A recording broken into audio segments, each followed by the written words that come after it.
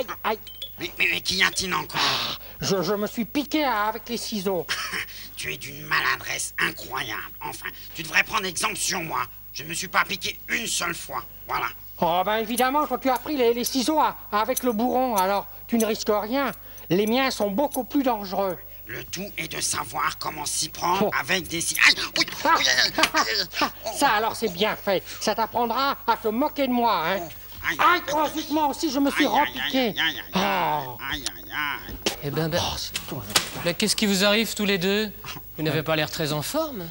Si, moi ça va très très bien. C'est ce maladroit de Casimir qui passe son temps à se piquer les doigts avec ses ciseaux. Moi? Pas du tout. J'ai fait exprès de me piquer pour faire rire cet idiot de Léonard, qui lui s'est réellement coupé. Voilà bien la fable la plus incroyable que j'ai jamais entendue. Cette fable, on pourrait peut-être l'appeler le Casimirus et le renard. Quoi? Mais moi, je ne veux pas être associé à ce menteur de renard. Mais si tu crois que ça me plairait... Écoutez, mais enfin... attention. Mais qu'est-ce que c'est que ça? Ah, ça, c'est un... Le jeu des fables de La Fontaine. Ouais, c'est un jeu que m'a offert... Que nous a offert Monsieur Dusnob, s'il te plaît. D'accord, voilà, je t'explique. Oui, vas-y. Chaque dessin représente une fable. Et il y a des personnages correspondants qu'il faut découper et placer dans le décor. Ah, d'accord. Vous n'avez pas encore commencé? Ah ben si, nous sommes en train de finir de découper les personnages. Dites, j'ai une idée. Je vais aller chercher les enfants pendant que vous continuez de préparer le jeu. Vous voulez bien, hein? D'accord. Bien sûr. Parfait. Comme ça me changera de ce masque de carnaval. Masque de carnaval? Casimir. Mais écoutez, arrêtez un petit peu. Arrêtez, je vais chercher les enfants et pendant ce temps, vous vous calmez, hein, s'il vous plaît. Il m'a traité de masque. T'as vu ta tête?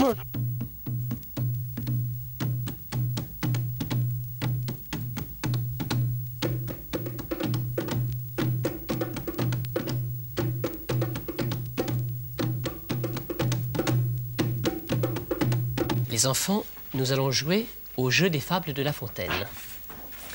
À votre avis, quels sont les animaux qui vont dans ce décor? Le renard. Le renard et le corbeau. Le renard est sur l'arbre. Voilà. Non? Oui, c'est Léonard. Le renard. Alors voilà. Le corbeau et le renard en bas qui attend le fromage. Vous connaissez la morale de cette fable? Tout flatteur vit aux dépens De celui qui l'écoute. Cette leçon vaut bien un fromage, sans doute. Quel est ce décor? Très très joli. Le lièvre et la tortue. Ah bon? Le lièvre et la tortue, à votre avis? Qui est-ce qui gagne déjà? Et voilà le lièvre. Hein, c'est la tortue qui a gagné, oui, c'est ça. Alors voilà, la tortue et le lièvre en train de se reposer. Quelle est la morale? Rien ne sert de courir, il faut partir à point. J'espère que chez eux, nos amis cherchent aussi et trouvent les bonnes réponses. Regardez ce magnifique paysage. Dans le fond, il y a un berger avec son troupeau de moutons, à votre avis. Le mouton. Le mouton, c'est l'agneau. Le loup et l'agneau. Vous aviez trouvé chez vous? Voilà le loup. Il dit ça. Et voilà l'agneau. Je suis sûr qu'il n'avait rien trouvé du tout. L'agneau, on va le mettre ici. Et on va mettre le loup ici, qui le guette. Vous connaissez la morale? Oui. Qu'est-ce que c'est? La raison. Du plus fort est toujours la meilleure. Parfait. Tu le connaissais, Casimir? Hein? Oh, que c'est beau ça.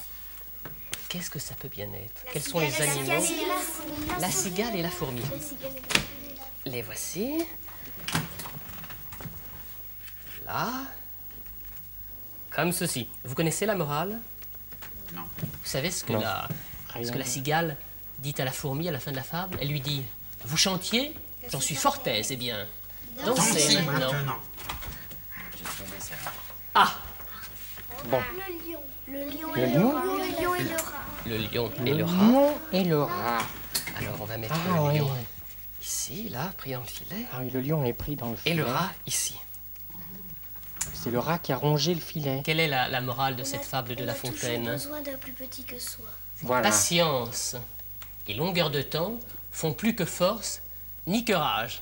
On a toujours besoin d'un plus petit que soi. Je trouve que Monsieur Dusnob s'est vraiment pas moqué de vous tous les deux. Nous, on repart au jardin, les enfants.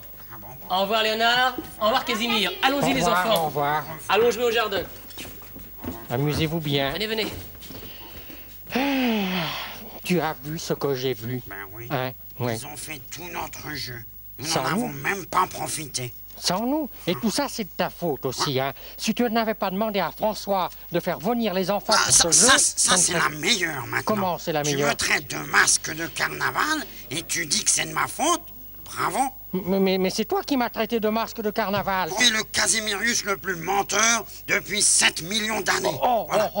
Ça alors. Et toi, tu es le renard le plus absurde et le plus stupide que je n'ai jamais vu. Tu es bon à rien. Quoi? Et toi, tu es un hypocrite, hein? Tu te dis plus un mot. Banane écrasée. Moi non plus, je te dis plus un mot. Ça tombe très bien. Très bien.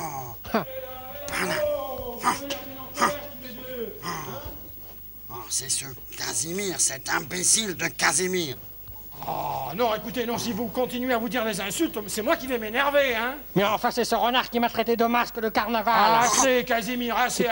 Tu es bien plus idiot que Léonard, hein. Quoi? Et toi, tu traites Casimir d'imbécile, mais tu es plus imbécile que lui de le faire. Comment vous Ben osez oui, traiter... parfaitement. Vous osez traiter d'imbécile mon ami Casimir?